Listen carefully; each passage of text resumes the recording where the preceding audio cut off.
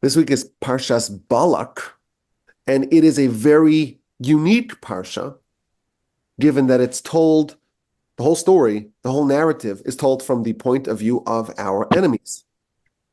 The Jewish people are ascendant. They are a juggernaut. They just roundly defeated, in the previous Parsha, the fearsome nations of Sichon and Og, and now the nation of Moab is quivering in fear, quaking in their boots from the Jewish nation. They're next on the chopping block. They are afraid, and they resort to unconventional warfare. And the parsha begins that Balak, who's the king of Moab, he tries to commission Bilam, the greatest sorcerer of all time, to come and curse the Jewish people. And he sends a delegation of dignitaries to go hire him, to go employ him. And there's a whole back and forth. Bilam tells him, well, I can't do it if God doesn't want. I have to consult with God. And God says, well, you can't go curse the Jewish people. After all, they're blessed. And Bilam, who's so consumed with his own dignity and prestige and power, he interprets this as God saying, no, you can't go with them because it's lower level dignitaries. They have to have an even more prestigious delegation of the highest ranking dignitaries. Only then can you go. So Balak sends a second delegation, and Bilam is really pining to go curse the Jewish people. He's so consumed with hatred of this nation, and God allows him to go. And the Talmud tells us that this is the canonical example of an idea that God ultimately lets people do what they want to do. In the path that a person wants to tread, in the path the person wants to go upon, God will allow them. Bilam, he wanted to go curse the Jewish people. God told him no. And he's insisting, he's persistent. He is not yielding. God says, okay, you want to do that? You want to undertake this journey? Go. And he begins to travel. The parsha continues, and it's quite an eventful journey. It begins that he saddles his own donkey. He's the greatest sorcerer of all time, but he's so gleeful, he's so eager to go curse the Jewish nation, he does it himself. And the Almighty sends an angel to stop him. An angel of mercy is stationed in his path to try to thwart him. And this very strange and interesting narrative continues. Bilam is on the donkey, and the donkey sees the angel brandishing a sword, and Bilam is oblivious to the presence of the angel. But the donkey, terrified, is veering off the course, goes off the road into the field. And Bilam doesn't know what's happening, so he begins to hit the donkey to bring it back onto the path. But the angel repositions himself in a narrow path of grapevines, and there's a wall on either side. And the donkey sees the angel, and he pivots to the side, and he jams Bilam's leg into the wall, and Bilam hits the donkey further. And again, the angel repositions in a very narrow path. There's no room to maneuver. And again, the donkey sees the angel and begins to crouch. And Bilam, in a fit of rage, strikes the donkey the third time with a stick. Now you read this, and it's a very detailed narrative of Bilam, the sorcerer of the nations, on the path, on the road to go curse the Jewish people. And there's lots of symbolism going on over here. And it's a very strange narrative. And of course, all the commentaries try to reveal some of the layers of insight behind every step of this interaction. But then it gets even stranger. The donkey begins to converse with Bilam. Chapter 22, verse 28. Vayiftach Hashem es pi hason. God opened up the mouth of the donkey. Vatomer leBilam, and she starts talking to Bilam. Why are you hitting me these 3 times? And Bilam is totally nonplussed. And he responds to the donkey, because you're mocking me. That's why I'm hitting you. If I only had a sword, I'd kill you. And the donkey responds back, well, I've been a trusty donkey ever since you were a little kid. Did I ever behave in this fashion? A whole back and forth, a dialogue between Bilam trying to go curse the Jewish nation and his donkey. And finally, verse 31, God uncovered the eyes of Bilam, and he sees the sword-bearing angel that his donkey had seen previously. And then we read a conversation between Bilam and the angel. And the angel tells Bilam, why do you hit the donkey? A whole back and forth. Very fascinating and very strange, very peculiar events that we're told about Bilam's trip to go rendezvous with Balak to try to curse the Jewish people. Finally, in verse 27, Balak and Bilam meet, and they begin a series of attempted curses of the Jewish nation.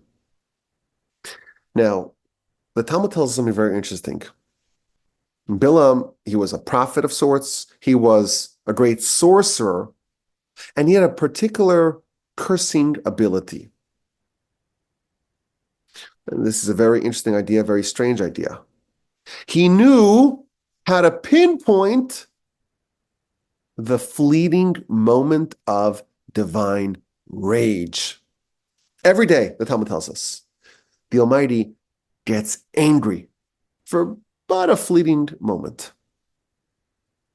And at that precise time, any curse that's unleashed will land with devastating effect. And Bilam's specialty was to know how to pinpoint that precise moment.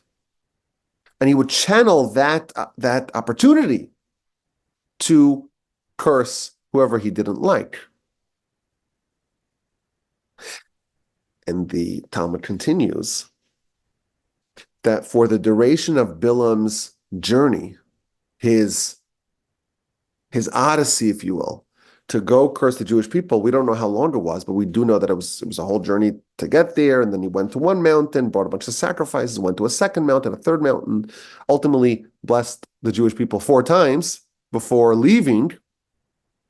But for the duration of the Bilam episode, the Almighty, the Talmud tells us, suspended the typical daily divine moment of rage. And the Talmud says that this was a tremendous gift of God. Because what would have happened had the Almighty had this moment of rage, as he typically does, during the time when Bilam was trying to curse the Jewish people? The Talmud tells us, had God gotten angry for that moment during the time of Bilam's attempted malediction, the whole nation would have been destroyed. There wouldn't have been even a single survivor, a single refugee. And that's why Bilam was unsuccessful. And Rashi actually points this out in chapter 23, verse 8. After Bilam's unsuccessful, he's trying to curse, he's not able to do it, he's forced to bless. He says, how can I curse when God is not cursing? How can I be angry, be filled with rage, if God is not filled with rage? He didn't really know how to curse himself. He was able to channel this moment, whatever that means, of divine rage. So he tries it from one angle, from one vantage point. He's forced to bless the nation in the most effusive and poetic way. And Balak, who hired him, he's very disappointed. I hired you to curse them, not to bless them. So they try a different angle. And again, instead of cursing, he gives an incredible string of praises, of blessings for the nation. Such wonderful blessings that the Talmud actually says that the sages considered incorporating Bilam's blessings into the Shema. We have the Shema, which is 3 paragraphs from the Torah that we recite a minimum of twice a day. And then we're going to add more paragraphs. Which paragraphs? The episode of Bilam. But the Talmud says it was ultimately shelved because it would make the Shema too long. So for the sake of brevity, they kept it at 3 paragraphs. But on a substance level, these praises, these blessings are worthy of being incorporated into the daily Pledge of Allegiance, if you will, the daily Shema, and being read twice a day. So Bilam's trying to curse. Ultimately, he blesses the people 4 times and is forced to leave in disgrace and ignominy.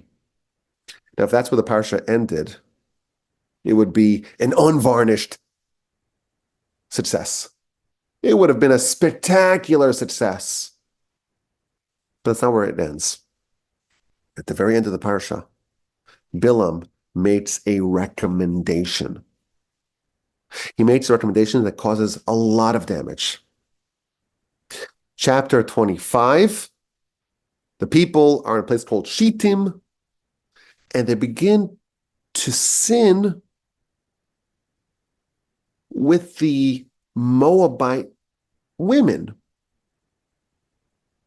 The Moabite women begin to seduce the Jewish men. And Rashi tells us, Rashi points us out even earlier, the Talmud elaborates, and it's clear if you study all the sources. This is based upon Bilam's advice. He says, listen, I'm trying to destroy the people. You want to destroy the people. I want to destroy the people. They have a protective Kevlar.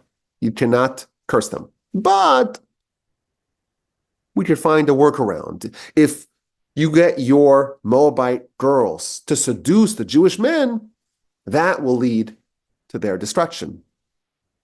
Rashi tells us very famously that Bilam tells Balak, Bilam the sorcerer tells Balak, the king of Moab, he tells him, the God of these, the Jewish God, he hates promiscuity. He hates immorality. And he's protecting them. But he won't protect them if you get them to behave in a promiscuous fashion. So the Moabites, they release their girls, they seduce the men, and then a plague happens and 24,000 die. And it's a total disaster. Not only do the Jewish men commit immoral things with the Moabite girls, but they get the Jewish men to actually worship the Moabite idols. They ate and they bowed to their gods, and they cleaved to Baal Peor. What is Baal Peor? This is again chapter 25, verse 3. Baal Peor is the idol of the Moabites, and it was the most execrable idol, because the way it was worshipped is by defecating in front of it. And the Jewish people, this great nation that witnessed Sinai, has Moshe is eating manna, protected by the clouds of glory, they began to cleave to the idol of Moab. And they suffer with a plague. And the parsha ends with a terrible calamity, wherein the head of the tribe of Shimon, he begins to cohabit with a Midianite princess, and then there's mayhem, and people are crying and sobbing. It's a disaster. And amid all the chaos, Pinchas, Aaron's grandson, he makes a move, and he skewers the two in a fit of zealotry, ending the plague, but not before he claimed 24,000 lives. So the story of our parsha, Bilam trying to curse the Jewish people, he's unsuccessful, but his recommendation to seduce the Jewish men, that causes a terrible blow to the people. That's the parsha. Let's go a bit deeper into the story. We're going to share 3 different segments, if you will, to go deep and deeper into the parsha. For starters, this parsha, it's different than the rest of the Torah. The only way we know this story, it's only because it was revealed to us in prophecy. There's Bilam, and he is commissioned by Balak to go curse the Jewish people, and all the events that happen along the way, and all the blessings that he says, ultimately. All that, it happened in a way that the nation was not initially aware of. The whole story happens to the nations. It's all happening behind the scenes for us. Yet the Torah tells us the whole story, obviously via prophecy. The whole Torah is given to us via prophecy. But we don't typically hear the perspective of our enemies. I guess you can think of a few examples. Pharaoh talking to his advisors, we find in Exodus chapter 1. So you see some examples of it. But the whole parsha, the whole narrative, the foiled attempt of Bilam to curse the Jewish people, all of that's happening from the perspective of our enemies. And he tried and he failed. And the question that we can pose is, why do we need to be told what happened over here? The whole story could have been omitted and the nation would never have been the wiser. The Torah dedicates a lot of time, a whole parsha, effectively. Lots of ink to tell us all the twists and turns of this narrative.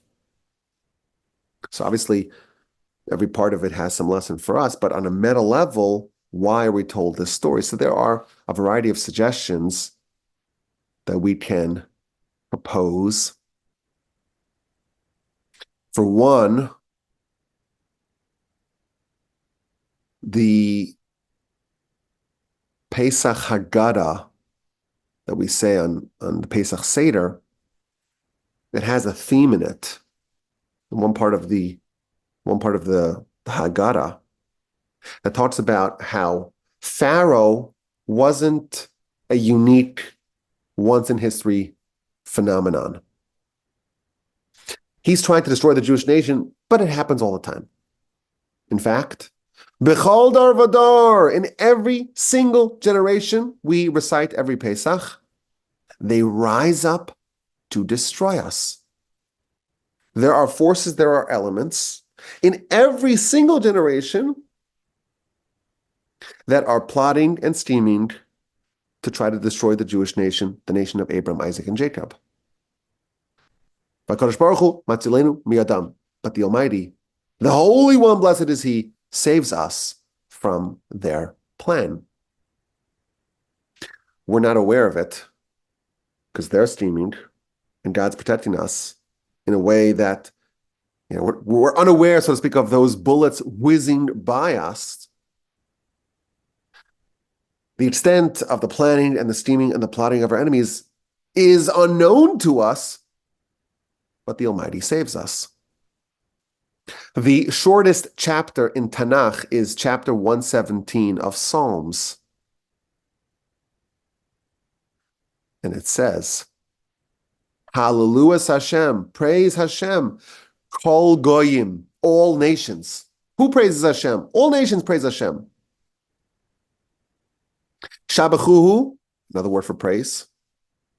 Kol Ha'umim, all the peoples. So who's praising Hashem? The nations, the other peoples. Why? Ki gavar aleinu chasto. Because God's kindness is overwhelming upon us. So the Jewish nation are saying, they're going to praise, the other nations are going to praise God. They're going to herald God for His kindness on us. Strange. Why are they praising God for His kindness upon us?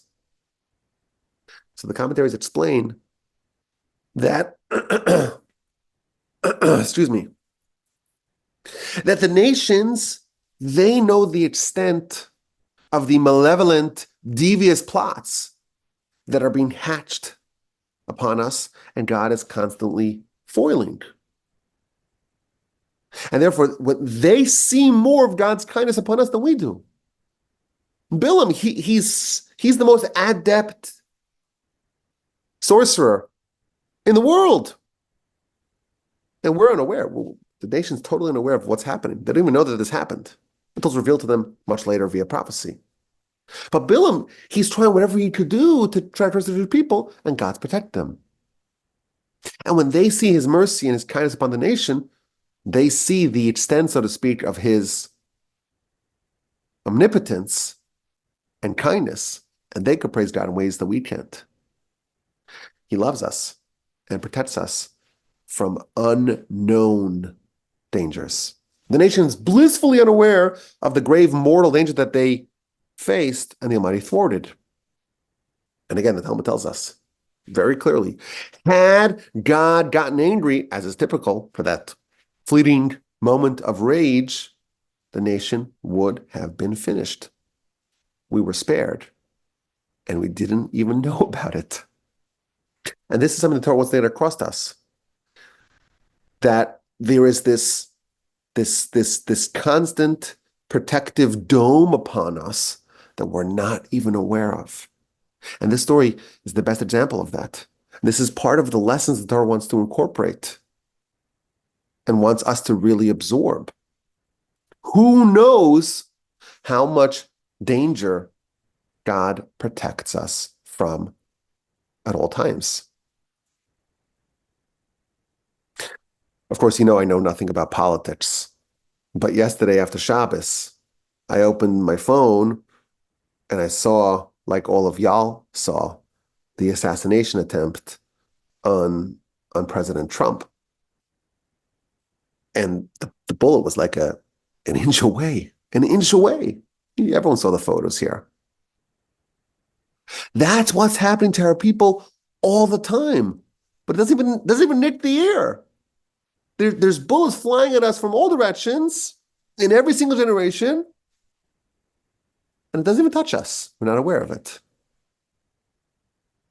I think that's perhaps one lesson, a big lesson from this story.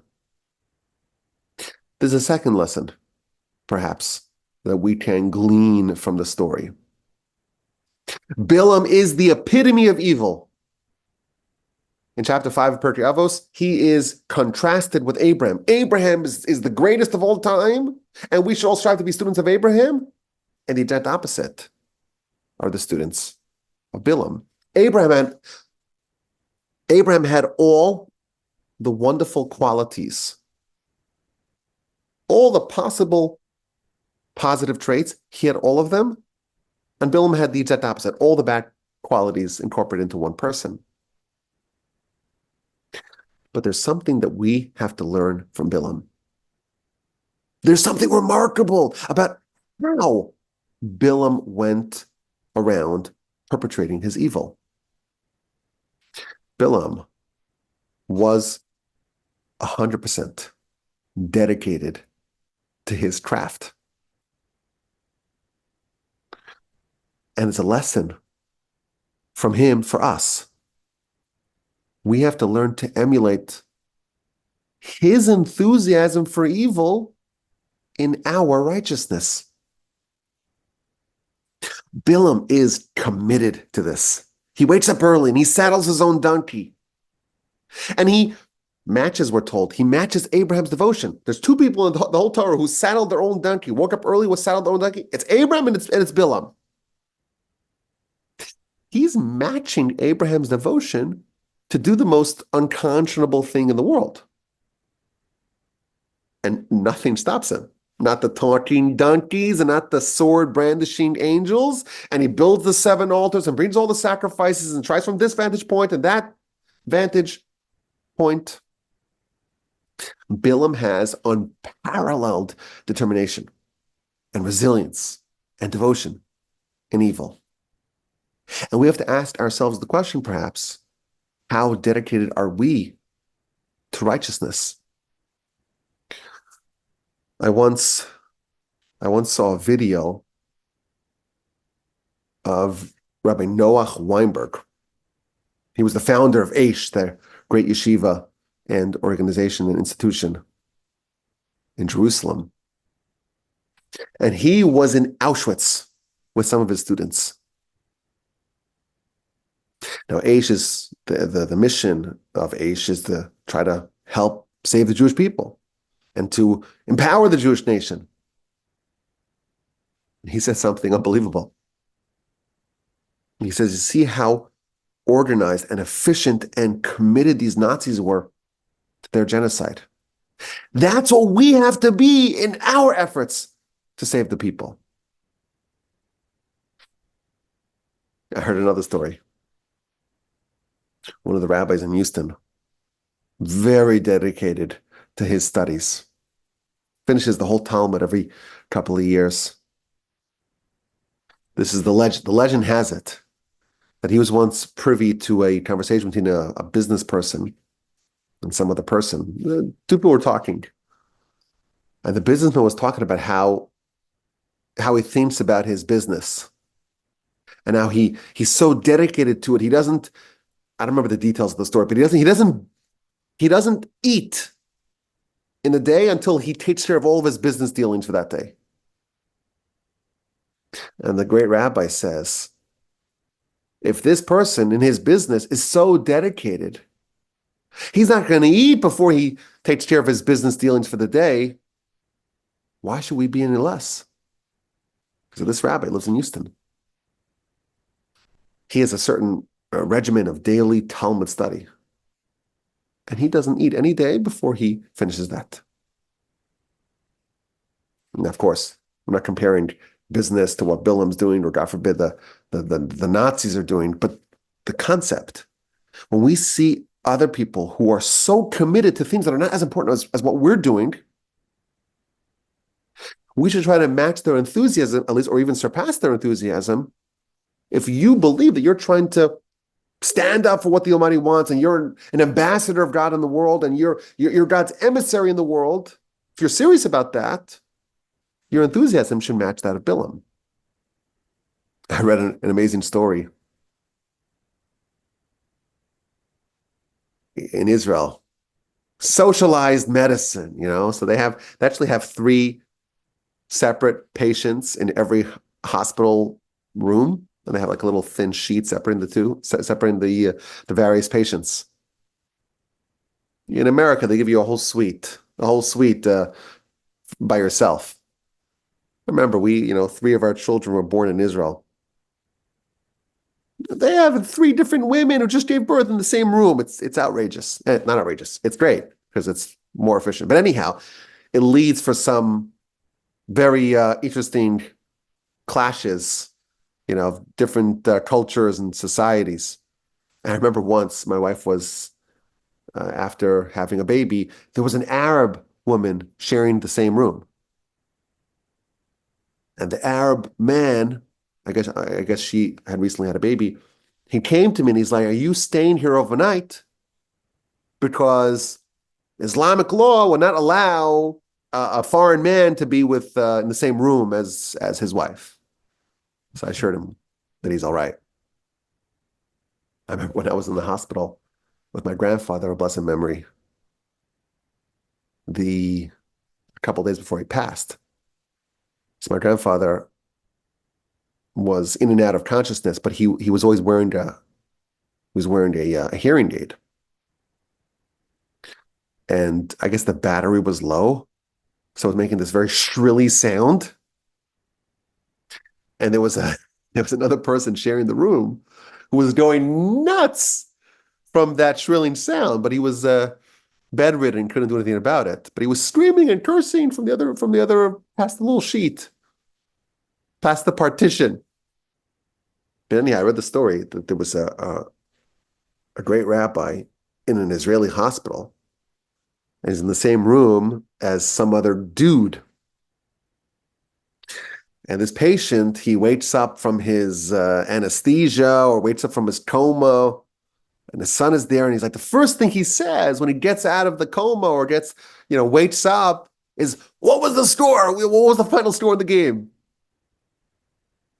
And the rabbi says, when we wake up, do we think about, what does the Talmud say? What's the halacha? Are we so engaged in our pursuit of the Almighty's Torah and His wisdom and the mission that we're entrusted with as they are in the sports and all the other nonsense that people can consume their lives with.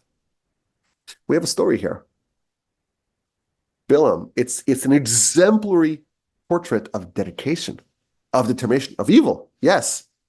But if he can be so committed and devoted to his craft, we ought to mimic his enthusiasm for ours. You see people, and I'm definitely guilty of this. I'm not trying to cast aspersions here. But they come to shul, come to daven, and they're 5 minutes late, 10 minutes late, half hour late, leave a little early, chatting with their friends on the side. But if they were to go to the movies or go to the game, they get there 2 hours early, got to tailgate ahead of time and got to stay late and all that. And you ask the question, you're coming to talk to the Almighty. Shouldn't you at least accord that the same amount of respect and punctuality as going to the game? And again, I'm guilty of this. I'm not pointing fingers. But that's what we could learn from Bilam. Perhaps that's why we're told the whole story of Bilam, because his enthusiasm should be a lesson and hopefully not an indictment for us. Let's go to the next segment of this week's Parsha podcast. Bilam, on the way, has a conversation with his donkey. One of the most memorable episodes in the Torah. The angel's there with the sword. The donkey sees the angel. He beats up his donkey. And then the donkey talks to him. And once you read this, you can't quite forget it. This prophet, this sorcerer who's traveling to go curse the Jewish people, has a conversation with his donkey. Now, nothing in the Torah is told, just for kicks, right? There's always a lesson for us, and we could ask the question, what is a lesson for us in this very unusual conversation? I saw an amazing piece in the writings of Rabbi Yerucham Levovitz. I read it a few weeks ago, and it made me so happy to read this piece that when I traveled to upstate New York, we drove, and then I drove to Canada. The car is full to the gills. I always have to bring some of my books with me. I got to bring a little library with me. I brought 3 of his books with me for our summer drive because I was so taken by this piece that I read. This essay on the talking donkey. Is this a miracle or is this a miracle? There's never been another instance of a talking donkey. We have the parrots. We have that famous fish. But this is a miracle. First and only time it's ever happened. But let's kind of sharpen our analysis. Where exactly is the miracle? Where is this departure from nature? So all of us would say, well, donkeys don't talk, and here the donkey's talking. And again, I'm not much of an expert in politics or animals or animal husbandry. I'm not much of a farmhand. But from what I gather, this is not typical. Not typical donkey behavior. So we have a miracle that the donkey is having a conversation with Bilam. That's what every one of us would have said. But if you read the verse says something else. The verse does not highlight the miracle of the donkey speaking, rather of God opening its mouth. God opened its mouth, but the donkey spoke on its own. Chapter 22, verse 28. Vayiftach Hashem es pi hason.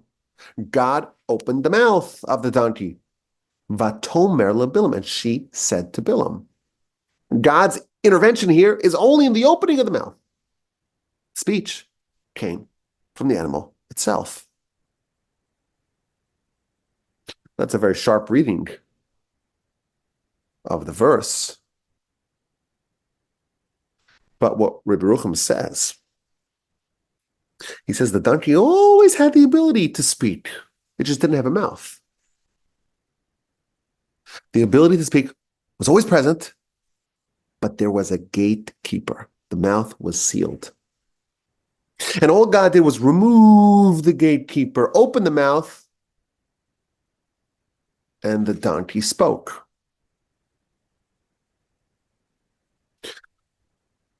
And he expands on this idea.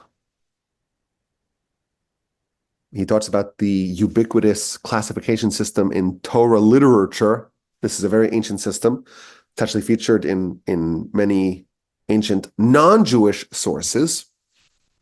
There's the domain, tzomeach, chai, medaber. There's the inanimate, like the rocks and the dirt. That's like the lowest level of creation. And there's a class up, and that's a tzomeach, a plant life, anything that sprouts. And then there's a level up, which is the chai, those things that are living, like all the animals. And then there's the highest class, so to speak, of creation, at least in our world, and that's the medaber, the speaker, the human.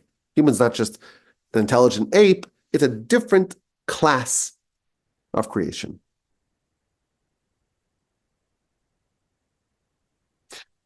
And Rabbi Yaakov observes, he says, I saw a sapling growing out of a rock. And we know that animals, they eat plants, and the plants become assimilated within them. So if you have a plant, animal eats it, now that plant is part of the animal. So that level 2, now you suddenly have the level 2 becoming level 3. And here the animal is a speaker. Level 3 becomes level 4. So Baruch says, this is how we ought to understand the different classes. Domain, the inanimate, the dirt, the dust, the rocks, and the tzomeach, the plants, and the things that grow, and the chai, the living things, and the medaber, the speaker.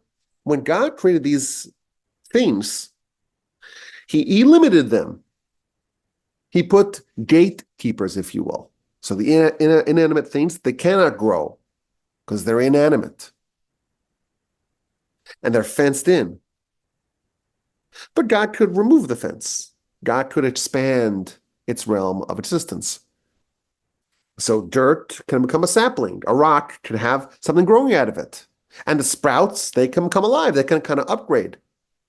And the animals can talk. And he cites a verse, Psalms 96, verse 12. Az yiranenu pralatzeyar. Then, in the future, the trees of the forest will shout for joy. The trees, level 2, saplings, things that grow, will scream out and yelp for joy. God removes the gatekeeper, the tree can suddenly shout. The donkey's mouth, once it's opened, it could speak. Similarly, the donkey is witnessing the angel, and Bilam is oblivious to it until God uncovers his eyes. Verse 31, God removes the cover from Bilam's eyes and he sees the angel. The vision of the angel is not the miracle. The removal of the gatekeeper is the miracle. That's the observation of Rabbi Yaakov. And then he says like this. Everything is like this. Everything is like this. Way back in the book of Genesis, Abraham is traveling with his 2 lads, together with Isaac, and they go to the mountain. And this is, of course, the episode of the binding of Isaac. And Rashi cites the Midrash. They get to the mountain, they see Mount Moriah, and they see a special divine cloud hovering over the mountain. And Abraham asks his traveling mates, do you see what I see? And Isaac says, yes, I see the cloud. And the other two, which we're told, Rashi tells us, is Ishmael and Eliezer. They say, we don't see it. We have no idea what you're talking about. So what does Abraham tell them? Shvu lechem poim achamor. Stay here with the donkey. You guys are on the same level as the donkey. Because we are witnessing a different dimension. We see the spiritual cloud hovering over the mountain. You don't. You're kind of on a lower level. They're all humans, but some humans have these restrictions. Abraham and Isaac have transcended those restrictions. What's above the speaker? What's above all humans? That's the angels, right?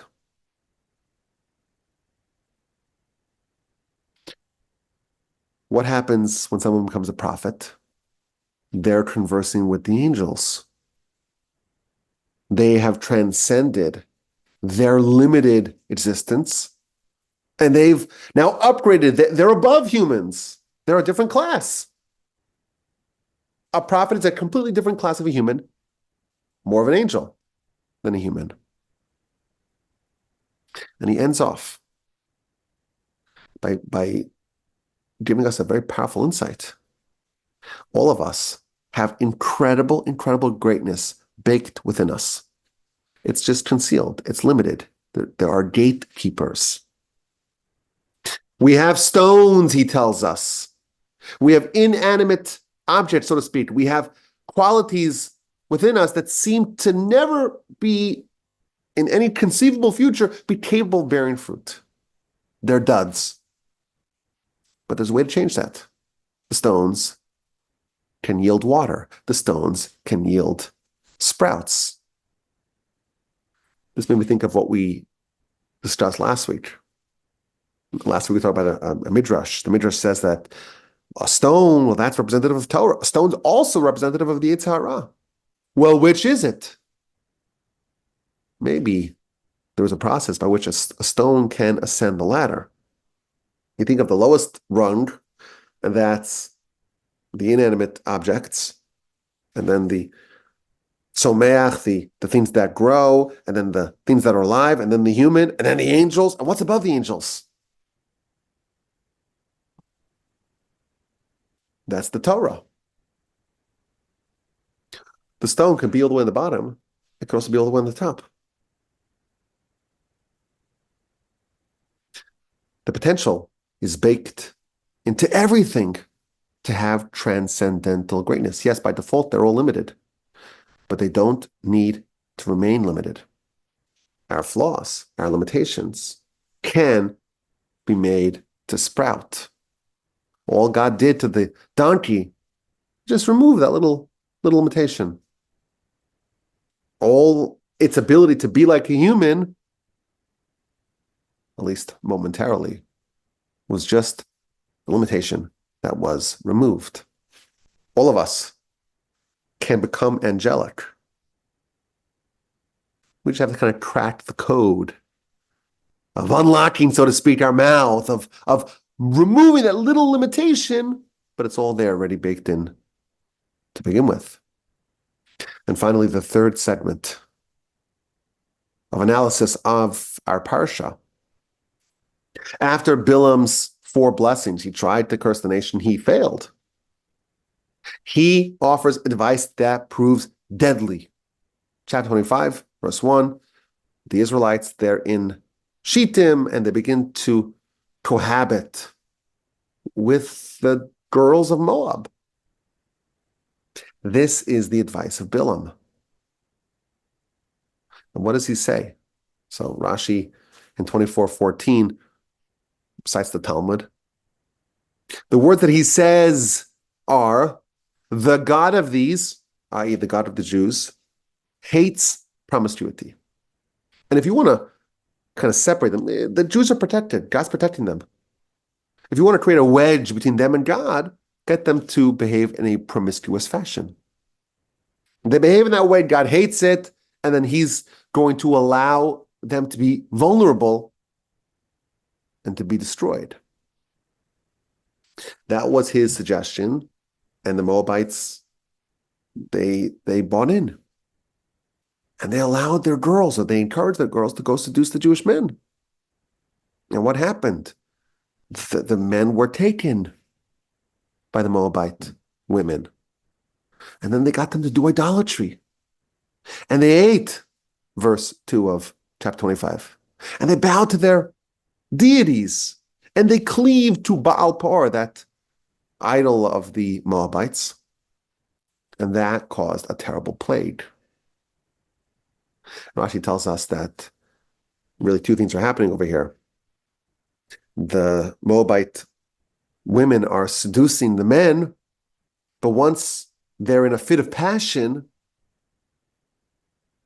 the Moabite women would pull out their idols and say, bow to it. And they would capitulate. We'll point out also interesting. In verse 2, it says that the Moabite women, the girls, they called the Jewish men to go worship their gods. Vayochal ha'am, and they ate, and they bowed to their deities. The fact that they ate seems to be a bit out of, like, what's the significance of that? And it's quite obvious. If you understand the method of worship of this idol, you need to eat. Jewish people eat manna. A full manna diet does not produce any excrement. So this idol, the way it was worshipped, it was by defecating before it, they had to eat. So they called the Jewish men to go serve their gods. They fed them, and then they cleaved to Baal Peor, and that resulted in a plague. And it all got started by the suggestion of Bilam, his advice, his recommendation to Balak. The God of this nation hates promiscuity. And we can ask a few questions.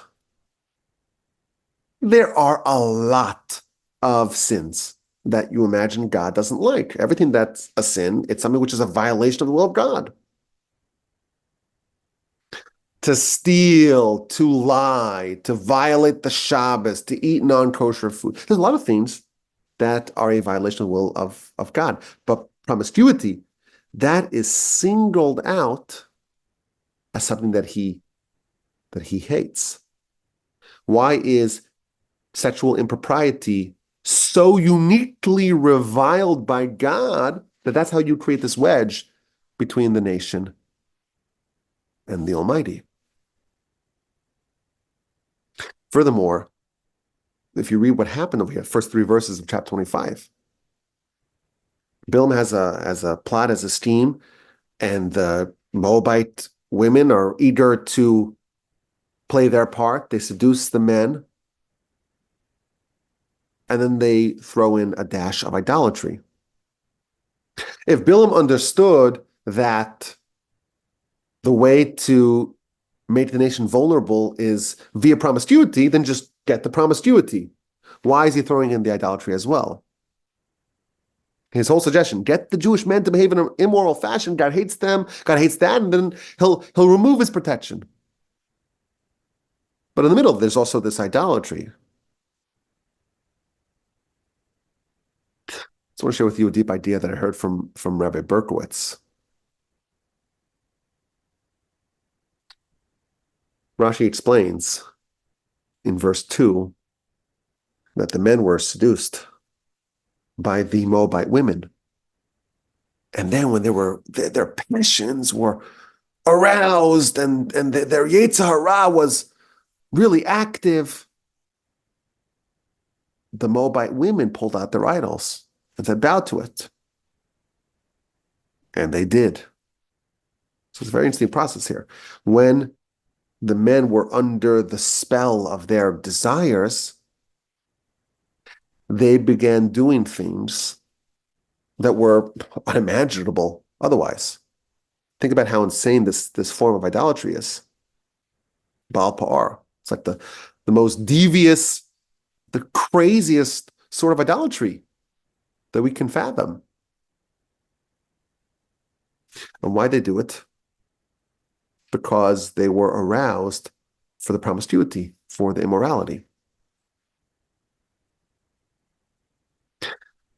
The reason why God despises promiscuity more than anything else, because that amounts to a discarding of the intellect. It breeds insanity.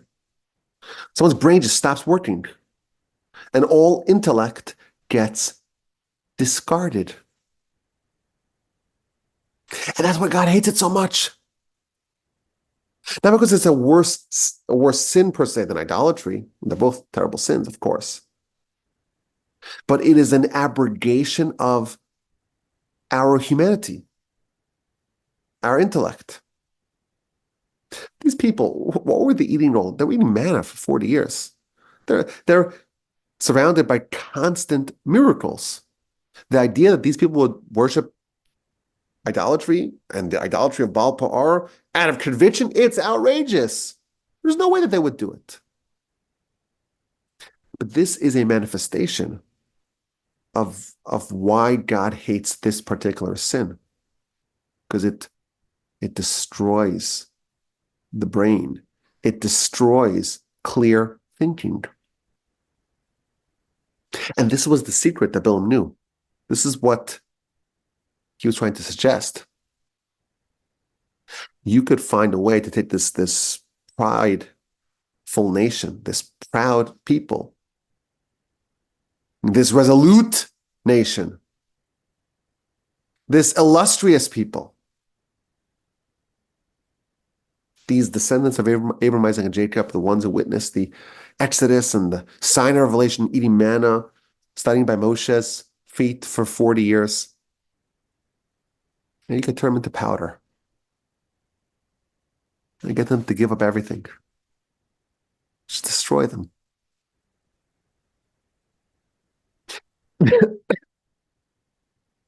Excuse me. They can behave as utter fools with no logic, with no brains, with no reason, with no clear-headed thinking. And that's what God despises more than anything else. Our intellect is our capacity to connect to the Almighty. It's our greatest power. It's what makes us special and unique and capable of greatness. It's the human of the human. And when a human discards that, throws that out, that's the ultimate repudiation of their humanity. How many stories do we know? It's an infinite amount of instances where people gave up everything. Their families, their livelihoods, their reputation, everything. Because of this Yetzer Hara. It happens every day. And there's no way to rationalize it. How many divorces happened this week because of people having affairs? And how many divorces? Probably, 10,000? People losing their whole lives, their kids, their half their money, and end up living a life of misery. Why? Because of what? A little bit of carnal pleasure? Was it really worth it? No operational, functional brain would say it is. But they do it nonetheless. Do you know why? Because that's what this Yetzer Hara does. It decouples a person from their intellect, from their brains. And our brains are our superpowers. And we must do whatever we can to guard them. And that's maybe another takeaway from Bilam.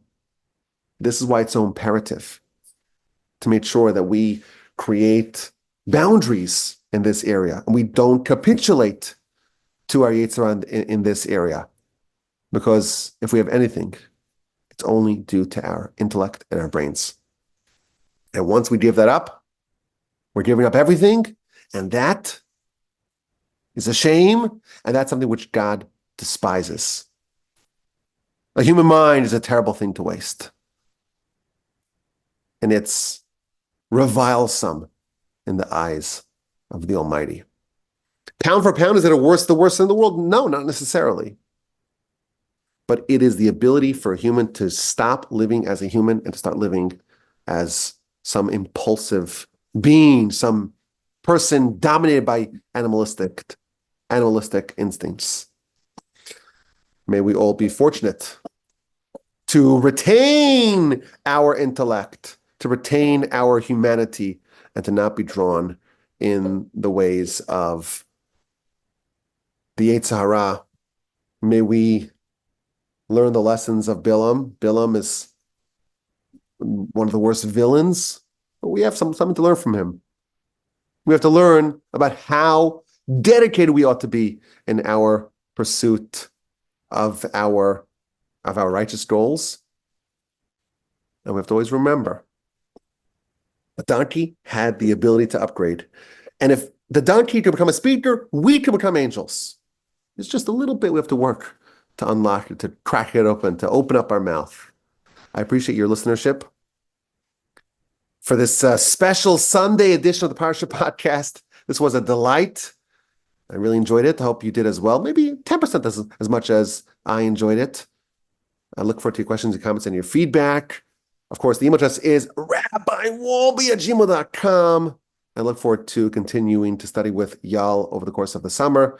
And please, God, continuing the Parshat podcast week after week. And again, the email address is rabbiwolbe@gmail.com.